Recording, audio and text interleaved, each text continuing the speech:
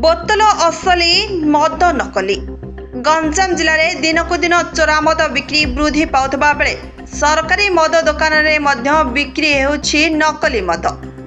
असली बोतल भितर बिक्री होछि नकली मद। गोटिया कंपनी बोतल उपरे लागिछि अन्य कंपनी ठुपी।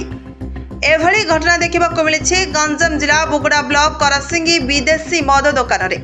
सूचना अनुसार किछि ग्राहक एही दुकान रु आइकनिक व्हिस्की किनिला परे देखिथिले सेथिरे भी 7 व्हिस्की ठुपी लागिछि एवं भितरे किछि काठी भासुछि।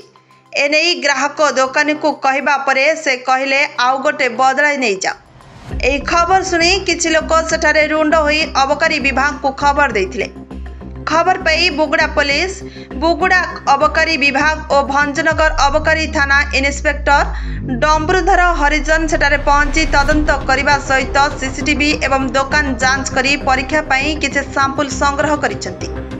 एपरिकी दुकान रे रेड चार्ट एवं लाइसेंस नथिबा बेले फ्री ट्रेड ठारू अधिक रेट रे मद बिक्री होतिला अभियोग कले ग्राहक को खराब व्यवहार देखाउथिले। एही अभियोग पाई अबकारी विभाग संपृक्त दुकानी को तागिद करने सह आगामी दिन में एभली अभियोग आसले दृढ़ कार्यानुष्ठान नेबा सह मद दुकान को सील करा दिया जिवो बोली कहिसेंती। सर आपन परिचय?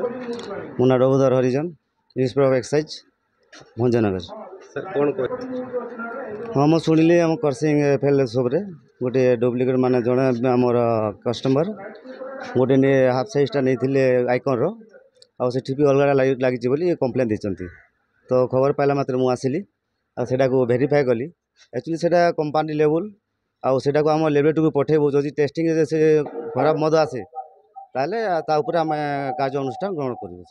हाँ आमर प्राय आमर सब बुगुड़ा नहीं कि पूरा आमर भंजनगर पर्यटन नहीं कि आम जो एरिया जगन्नाथ प्रसाद एरिया रे तो चोरा मद होची आम कंटिन्यू पेट्रोलिंग चली केस ना केस रुजु करा जाउची चेष्टा करूँ जमती चोरा मद व्यवहार माने बेसी न हो ये प्रकार काम जमती न करेंगे।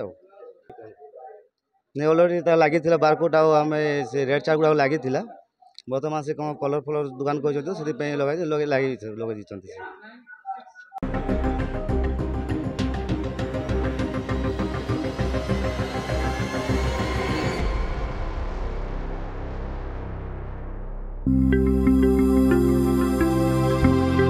लेटेस्ट न्यूज अपडेट पाई www.nowodisha.com को लॉगिन करंतु।